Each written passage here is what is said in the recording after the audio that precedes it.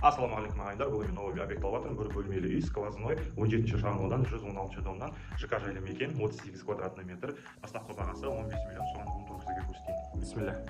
Бұл жерде бізде входная зона. Осындай мебелімен. Және де мынау холл. Жерде шкаф да потолка қалады. Кухонная зона, холодильник қалады, газ плита қалады, обеденный столды микроволновкадан алып кетеді.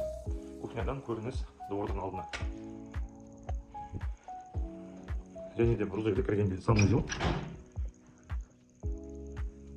Және мына бір комнатасы.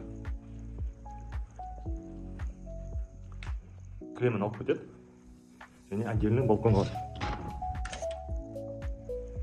Осы үй сізді қызықтырса, астында номерге хабарлассаңыз болады. Сау саламат болыңдар.